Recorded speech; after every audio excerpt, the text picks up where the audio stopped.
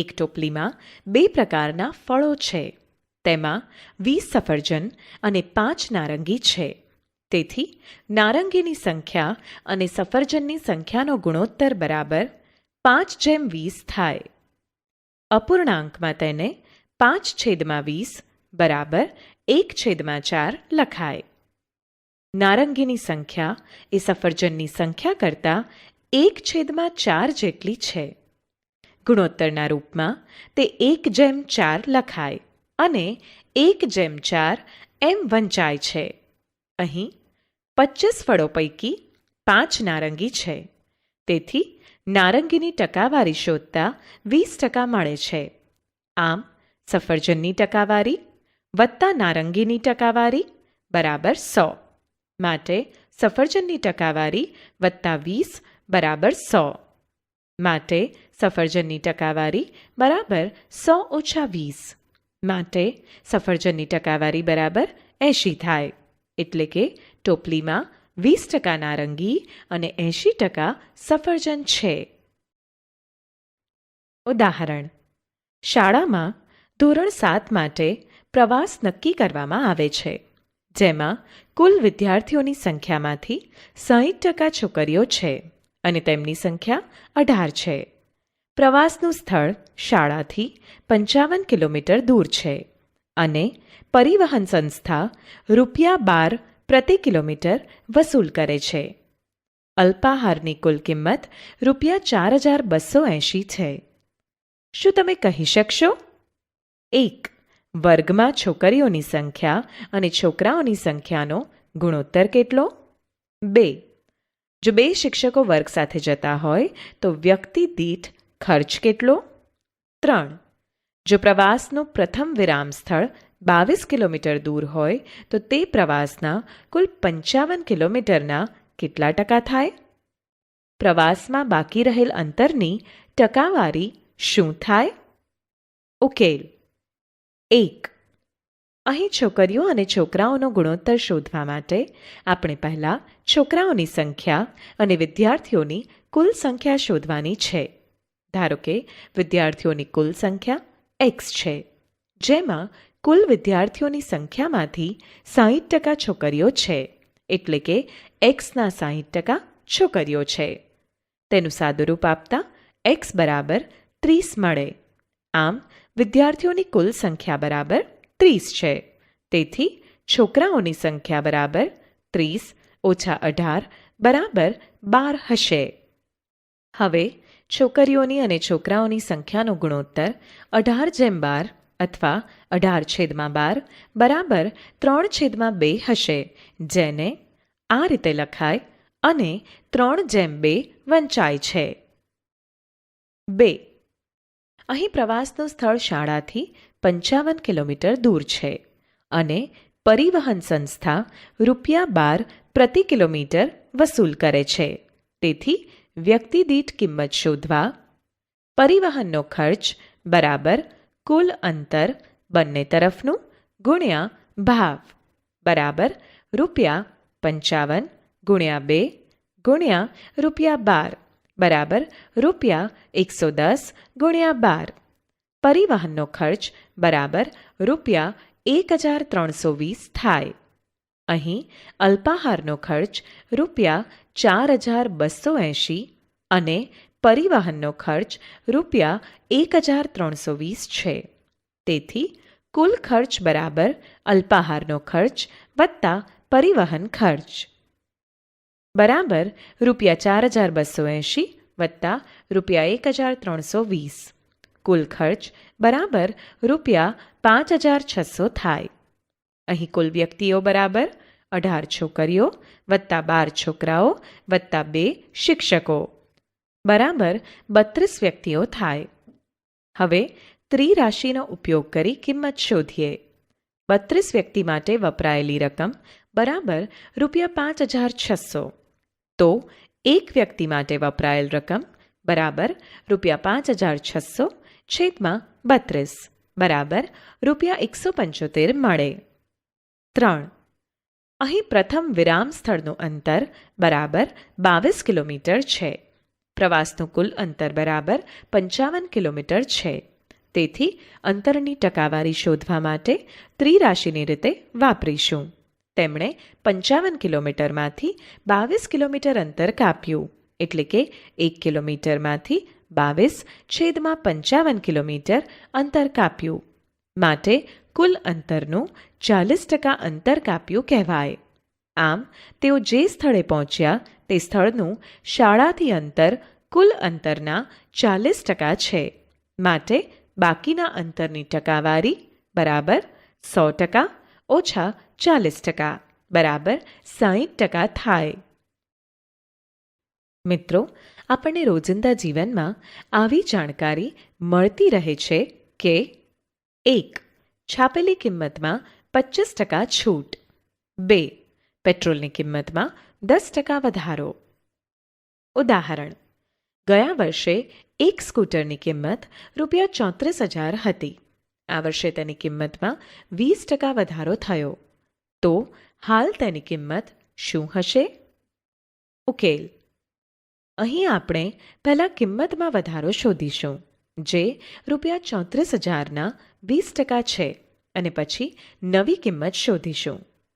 ₹34,000ના 20% બરાબર 20/100 ગુણ્યા ₹34,000 બરાબર ₹6,800. માટે નવી કિંમત બરાબર જૂની કિંમત વત્તા કિંમતમાં વધારો બરાબર ₹34,000 વત્તા ₹6,800 બરાબર ₹40,800. તેથી સ્કૂટરની હાલની કિંમત ₹40,800 હશે. વળતર એ વસ્તુની છાપેલી કિંમતમાં આપેલ ઘટાડો છે. આમ તો વળતર ગ્રાહકોને વસ્તુઓ ખરીદવા માટે આકર્ષવા અથવા વસ્તુઓનું વેચાણ વધારવા માટે હોય છે. આપણે છાપેલી કિંમતમાંથી વેચાણ કિંમત બાદ કરી વળતર શોધી શકીએ છીએ. તેથી વળતર બરાબર છાપેલી કિંમત ઓછા વેચાણ કિંમત.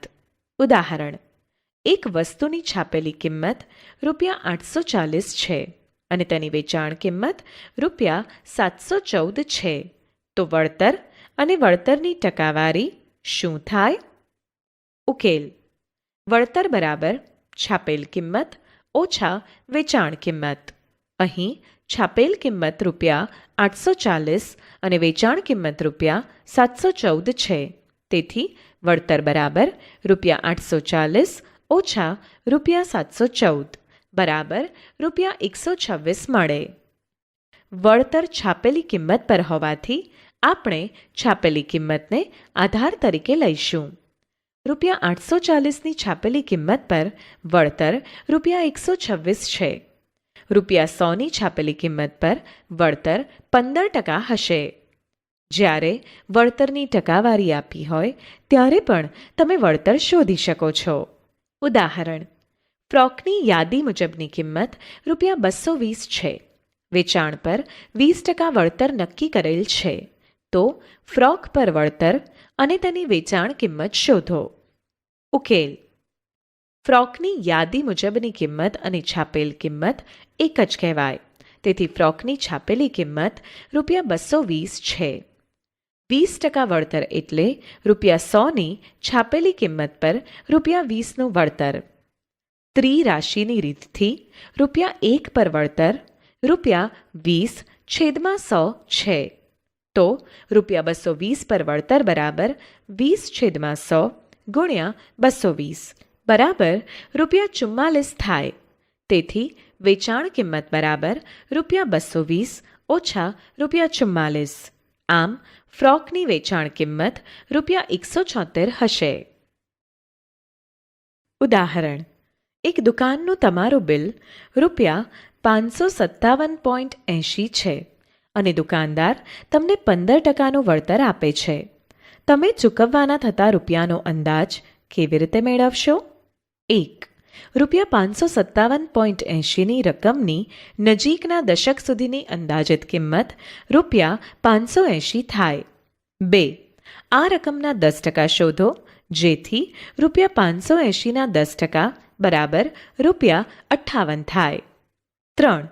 આ રકમની અડધી રકમ એટલે 1/2 ગુણ્યા ₹58 બરાબર ₹29 થાય.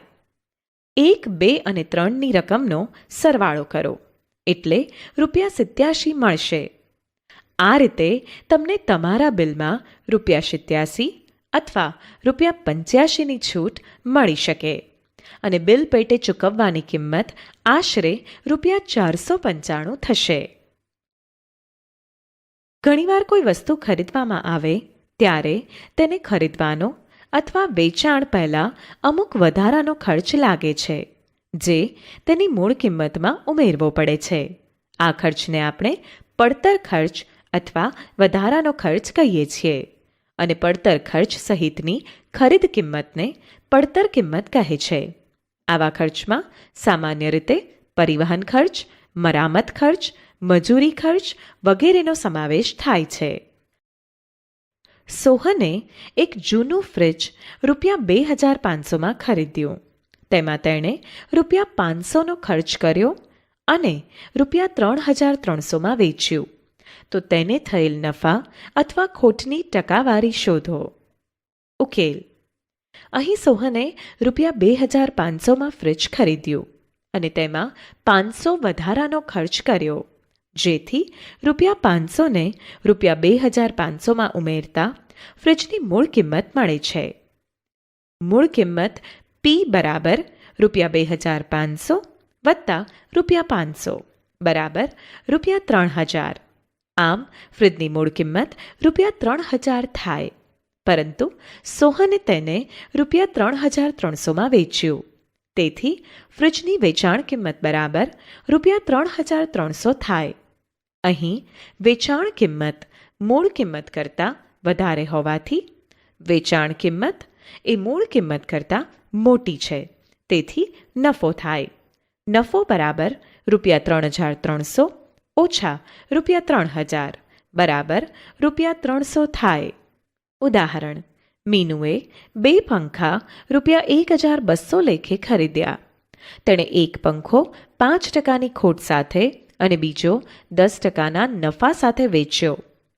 બંનેની વેચાણ કિંમત શોધો. કુલ નફો અથવા ખોટ પણ શોધો. ઉકેલ: અહીં એક પંખાની મૂળ કિંમત ₹1200 છે, જે 5% ખોટ સાથે વેચે છે, એટલે કે મૂળ કિંમત બરાબર ₹100 તો વેચાણ કિંમત બરાબર ₹95. માટે જ્યારે મૂળ કિંમત બરાબર ₹1200 હોય ત્યારે વેચાણ કિંમત બરાબર ₹1140 મળે. બીજો પંખો 10% નફા સાથે વેચે છે, એટલે કે જો મૂળ કિંમત બરાબર ₹100 તો વેચાણ કિંમત બરાબર ₹110. માટે જ્યારે મૂળ કિંમત બરાબર ₹1200 હોય ત્યારે વેચાણ કિંમત બરાબર ₹1320 મળે, જેથી કુલ મૂળ કિંમત બરાબર ₹1200 વત્તા ₹1200 બરાબર ₹2400 અને કુલ વેચાણ કિંમત બરાબર ₹1140 વત્તા ₹1140 બરાબર ₹2460 થાય. અહીં કુલ વેચાણ કિંમત એ કુલ મૂળ કિંમત કરતાં વધારે હોવાથી, એટલે કે કુલ વેચાણ કિંમત એ કુલ મૂળ કિંમત કરતાં મોટી છે, તેથી ₹60નો નફો થયો. વેચાણ કર એ કોઈપણ વસ્તુના વેચાણ ઉપર સરકાર દ્વારા વસૂલવામાં આવતો કર છે. આ કર ગ્રાહક પાસેથી દુકાનદાર વસૂલી અને સરકારમાં જમા કરાવે છે. તે હંમેશા વસ્તુની વેચાણ કિંમત ઉપર જ ગણાય છે, જ્યારે મૂલ્યવર્ધિત કર એ વસ્તુની કિંમતમાં જ સમાવિષ્ટ હોય છે. તે અલગથી વસૂલવામાં આવતો નથી. 1 જુલાઈ 2017થી ભારત સરકારે એસટી, વેટ વગેરે જેવા વિવિધ કરને બદલે એક જ પ્રકારનો કર લાગુ પાડેલ છે, જે વસ્તુ અને સેવા કર જીએસટી ગુડ્સ એન્ડ સર્વિસ ટેક્સના નામથી ઓળખાય છે. આ કર વસ્તુની કિંમત અથવા સેવા અથવા બંને ઉપર વસૂલવામાં આવે છે. ઉદાહરણ: એક દુકાનમાં પૈડાવાળા બૂટની એક જોડની કિંમત ₹450 હતી. તેના પર 5% GST લેવામાં આવ્યો. તો બિલની રકમ શોધો. ઉકેલ. અહીં ₹100 પર ₹5નો GST લેવામાં આવ્યો હતો. તો ₹450 પર ₹22.50 GST ભરવો પડે. તેથી બિલની કિંમત બરાબર વસ્તુની કિંમત વત્તા GST બરાબર ₹450 વત્તા ₹22.50 બરાબર ₹472.50. આમ બિલની રકમ ₹472.50 હશે. ઉદાહરણ. સલીમ એક વસ્તુ ₹784માં ખરીદે છે, જેમાં 12% GST શામેલ છે. તો GST ઉમેર્યા પહેલા આ વસ્તુની કિંમત શું હશે? ઉકેલ. ધારો કે વસ્તુની મૂળ કિંમત ₹100 છે. GST બરાબર 12% છે. માટે GST સહિત વસ્તુની કિંમત બરાબર ₹100 વત્તા 12 બરાબર ₹112. આમ વેચાણ કિંમત ₹112 હોય તો મૂળ કિંમત બરાબર ₹100. માટે વેચાણ કિંમત ₹784 હોય તો મૂળ કિંમત બરાબર ₹100/112 ગુણ્યા 784 બરાબર ₹700 થાય.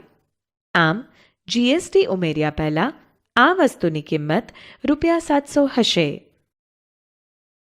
મિત્રો, તમે સાંભળ્યું હશે કે સ્થાયી થાપણ માટે બેંકમાં 9% લેખે પ્રતિવર્ષ વ્યાજ અથવા બચત ખાતામાં પ્રતિવર્ષ 5% વ્યાજ. વ્યાજ એટલે વધારાની રકમ જે આપણને બેંક અને ડાકઘર જેવી સંસ્થા દ્વારા આપવામાં આવે છે. ઉદાહરણ. ₹10,000ની રકમ 15% પ્રતિવર્ષ વ્યાજ લેખે 2 વર્ષ માટે ઉછીની લેવામાં આવી છે. આ રકમ પર સાદું વ્યાજ અને વ્યાજ મુદ્દલ શોધો. ઉકેલ. અહીં રકમ ₹10,000 છે અને 15% લેખે 2 વર્ષ માટે ઉછીના લેવા છે. તેથી ₹100 પર 1 વર્ષનું વ્યાજ ₹15 થશે. તો ₹10,000 પર વ્યાજ બરાબર 15/100 ગુણ્યા ₹10,000 બરાબર ₹1,500 થાય. માટે 2 વર્ષનું વ્યાજ બરાબર ₹1,500 ગુણ્યા 2 બરાબર ₹3,000 થાય. જેથી 2 વર્ષના અંતે આપવાની રકમ, જેને વ્યાજ મુદ્દલ કહીશું. માટે વ્યાજ મુદ્દલ બરાબર મુદ્દલ વત્તા વ્યાજ બરાબર ₹10,000 વત્તા ₹3,000 બરાબર ₹13,000. ઉદાહરણ. હિનાએ ₹20,000ની રકમ વાર્ષિક 8% ચક્રવૃદ્ધિ વ્યાજે લીધી. ચક્રવૃદ્ધિ વ્યાજ અને જે રકમ 2 વર્ષના અંતે આપવી પડશે એ કુલ રકમ શોધો. ઉકેલ. 1. સૌ પ્રથમ સાદું વ્યાજ 1 વર્ષ માટે શોધીશું, જેમાં પ્રથમ વર્ષના મુદ્દલ P1 બરાબર ₹20,000 છે. તેથી 8% લેખે પ્રથમ વર્ષ માટે સાદું વ્યાજ બરાબર 20,000 ગુણ્યા 8/100 બરાબર ₹1,600 મળે. 2. હવે વ્યાજ મુદ્દલ શોધીશું. તેથી પ્રથમ વર્ષના અંતે રકમ બરાબર P1 વત્તા SI1 બરાબર 21,600 મળશે, જે બીજા વર્ષનું મુદ્દલ હશે. 3. હવે આ રકમ પર બીજા વર્ષનું વ્યાજ શોધીશું, જેથી 8% લેખે બીજા વર્ષનું સાદું વ્યાજ બરાબર ₹1,728 મળશે. 4. હવે વ્યાજ મુદ્દલ શોધીશું. તેથી બીજા વર્ષના અંતે વ્યાજ મુદ્દલ બરાબર P2 વત્તા SI2 બરાબર ₹23,328 મળશે. માટે કુલ વ્યાજ બરાબર ₹1,600 વત્તા ₹1,728 બરાબર ₹3,328 થશે. હવે ચક્રવૃદ્ધિ વ્યાજ અને સાદા વ્યાજનો તફાવત જોઈએ. અહીં મિત્રો તમે જોઈ શકો છો કે 3 વર્ષના અંતે સાદા વ્યાજમાં મળતું વ્યાજ બરાબર ₹130 ઓછા ₹100 બરાબર ₹30 છે, જ્યારે ચક્રવૃદ્ધિ વ્યાજમાં મળતું વ્યાજ બરાબર ₹133.10 ઓછા ₹100 બરાબર ₹33.10 મળે છે. તેથી યાદ રાખો કે સાદા વ્યાજમાં મુદ્દલની રકમ સરખી રહે છે, જ્યારે ચક્રવૃદ્ધિ વ્યાજમાં તે વર્ષ દીઠ બદલાય છે. શું ચક્રવૃદ્ધિ વ્યાજ શોધવાનો કોઈ સરળ રસ્તો છે? હા, સરળ રસ્તો છે. તે આપણે શોધીએ. n વર્ષના અંતે ચૂકવેલ રકમનું સૂત્ર વ્યાજ મુદ્દલ an બરાબર P1 into bracket 1 plus R/100 whole raised to n, જ્યાં P1 બરાબર મુદ્દલ, n બરાબર વર્ષ, an બરાબર વ્યાજ મુદ્દલ, R બરાબર વ્યાજનો દર, ચક્રવૃદ્ધિ વ્યાજ CI બરાબર વ્યાજ મુદ્દલ A ઓછા મુદ્દલ P. તેથી આપણે ચક્રવૃદ્ધિ વ્યાજ સહેલાઈથી શોધી શકીએ. ઉદાહરણ: ₹12,600 પર 10% પ્રતિવર્ષના દરે 2 વર્ષ માટે ચક્રવૃદ્ધિ વ્યાજ શોધો. ઉકેલ: આપણી પાસે A બરાબર P into bracket 1 plus R/100 whole raised to n છે, જ્યાં P બરાબર ₹12,600, R બરાબર 10, n બરાબર 2, A બરાબર ₹12,600 ગુણ્યા કૌંસમાં 1 વત્તા 10/100 આખાનો વર્ગ બરાબર ₹12,600 વત્તા 11/10 આખાનો વર્ગ, જેનું સાદુરૂપ આપતા ₹15,246 મળે છે. તેથી ચક્રવૃદ્ધિ વ્યાજ CI બરાબર A ઓછા P બરાબર ₹15,246 ઓછા ₹12,600 બરાબર ₹2,646. યાદ રાખો મિત્રો, જો ચક્રવૃદ્ધિ વ્યાજનો સમય અર્ધવાર્ષિક હોય તો વ્યાજ 2 વખત ગણવું પડે. તેથી સમયગાળો બમણો અને દર અડધો થઈ જાય છે. રૂપાંતરિત સમયગાળો: જે સમયગાળા પછી જેટલા સમયના વ્યાજને મુદ્દલમાં ઉમેરવામાં આવે તો તે સમયગાળાને રૂપાંતરિત સમયગાળો કહે છે. જ્યારે અર્ધવાર્ષિક ચક્રવૃદ્ધિ વ્યાજ હોય ત્યારે રૂપાંતરિત સમયગાળા 2 હોય છે, દર 6 મહિને. આવી પરિસ્થિતિમાં અર્ધવાર્ષિક દર વાર્ષિક દર કરતાં અડધો થઈ જાય છે. ત્રિમાસિક ચક્રવૃદ્ધિ વ્યાજ હોય ત્યારે આ રૂપાંતરિત ગાળો 4 વખત આવે છે અને ત્રિમાસિક વ્યાજ દર વાર્ષિક દર કરતાં 1/4 થઈ જાય છે. જો P મુદ્દલ બરાબર ₹100 હોય અને 10% લેખે વાર્ષિક ચક્રવૃદ્ધિ વ્યાજે સમયગાળો 1 વર્ષનો છે, ત્યારે વ્યાજ I બરાબર ₹10 મળે અને વ્યાજ મુદ્દલ A બરાબર ₹100 વત્તા ₹10 બરાબર ₹110 મળે. જ્યારે મુદ્દલ P બરાબર ₹100 હોય અને 10% લેખે અર્ધવાર્ષિક ચક્રવૃદ્ધિ વ્યાજે સમયગાળો 6 મહિના અથવા અડધા વર્ષનો છે, ત્યારે વ્યાજ I બરાબર ₹5 મળે, કારણ કે દર અડધો થઈ ગયો છે અને વ્યાજ મુદ્દલ A બરાબર ₹100 વત્તા ₹5 બરાબર ₹105 મળે. હવે આગલા 6 મહિના માટે P બરાબર ₹105 મળે. તેથી આગલા 6 મહિના માટે I બરાબર ₹5.25 મળે. તેથી A બરાબર ₹105 વત્તા ₹5.25 બરાબર ₹110.25 મળે. ઉદાહરણ: જો ₹12,000ની લોન 1.5 વર્ષ માટે 10% અર્ધવાર્ષિક વ્યાજે લેવામાં આવી હોય તો કુલ કેટલી રકમ પરત ચૂકવવી પડે? ઉકેલ: પહેલા 6 મહિના માટે મુદ્દલ બરાબર ₹12,000 છે. માટે 1.5 વર્ષ હોવાથી વ્યાજની ગણતરી 3 વખત થશે. વ્યાજદર બરાબર 10%ના અડધા થાય. તેથી 5% અડધા વર્ષના થાય.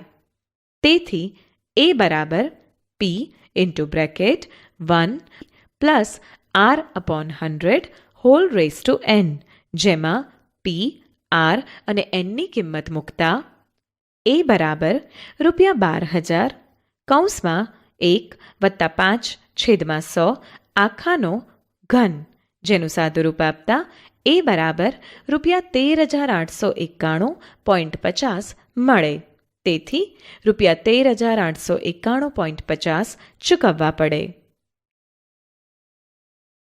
ઉદાહરણ: શિક્ષકે મયુરીને પ્રશ્ન કર્યો કે જો ₹10,000નું વર્ષ અને 3 મહિના માટે 8.1/2% લેખે ચક્રવૃદ્ધિ વ્યાજે રોકાણ કર્યું હોય તો તેનું ચક્રવૃદ્ધિ વ્યાજ શોધો. ઉકેલ: સૌપ્રથમ સમયગાળાને વર્ષમાં રૂપાંતરિત કરીએ, જેથી 1 વર્ષ 3 મહિના બરાબર 1.3/12 વર્ષ બરાબર 1.1/4 વર્ષ થાય. વ્યાજ મુદ્દલના સૂત્રમાં બધી કિંમત મૂકતા એ બરાબર ₹10,000 ગુણ્યા કૌંસમાં 1 વત્તા 17/200 આખા કૌંસનો 1.1/4 ઘાત. અહીં આપણે 1 વર્ષ અને પછી આ મુદ્દલનો ઉપયોગ કરી બીજા 1/4 વર્ષ માટે સાદું વ્યાજ શોધીશું, જેથી એ બરાબર ₹10,000 કૌંસમાં 1 વત્તા 17/200નું સાદુરૂપ આપતા ₹10,850 મળે. હવે આ રકમને 1/4 વર્ષ માટે મુદ્દલ તરીકે લઈ શકીએ. હવે આપણે ₹10,850નું સાદું વ્યાજ 1/4 વર્ષ માટે શોધીએ. SI બરાબર ₹10,850 ગુણ્યા 1/4 ગુણ્યા 17/100 ગુણ્યા 2 નું સાદુરૂપ આપતા ₹230.56 મળે. તેથી પ્રથમ વર્ષનું વ્યાજ બરાબર ₹10,850 ઓછા ₹10,000 બરાબર ₹850 મળે. અને પછીના 1/4 વર્ષ માટેનું વ્યાજ બરાબર ₹230.56, જેથી કુલ ચક્રવૃદ્ધિ વ્યાજ બરાબર ₹850 વત્તા ₹230.56 બરાબર ₹1,080.56 મળે. ચક્રવૃદ્ધિ વ્યાજના સૂત્રની ઉપયોગિતા: ઘણી બધી પરિસ્થિતિઓ એવી છે જેમાં આપણે ચક્રવૃદ્ધિ વ્યાજ CIમાં વ્યાજ મુદ્દલની ગણતરી કરવા માટેના સૂત્રનો ઉપયોગ કરી શકીએ. અહીં થોડા ઉદાહરણો આપ્યા છે. 1. જનસંખ્યામાં વધારો અથવા ઘટાડો. 2. જો વિકાસનો દર ખબર હોય તો બેક્ટેરિયાનો વિકાસ જાણવા માટે. 3. કોઈપણ વસ્તુનું મૂલ્ય જાણવા જો મધ્યવર્તી વર્ષોમાં તેની કિંમતમાં વધારો અથવા ઘટાડો થતો હોય. ઉદાહરણ: એક શહેરની જનસંખ્યા વર્ષ 1997માં 20,000 હતી. તે વર્ષ દીઠ 5%ના દરે વધતી હતી. તો વર્ષ 2000ના અંતે શહેરની જનસંખ્યા શોધો. ઉકેલ: અહીં જનસંખ્યામાં પ્રતિવર્ષ 5%નો વધારો થાય છે. તેથી દર નવા વર્ષે નવી જનસંખ્યા મળે છે. તેથી આપણે કહી શકીએ કે વધારો ચક્રવૃદ્ધિ છે. વર્ષ 1998ની શરૂઆતમાં જનસંખ્યા બરાબર 20,000.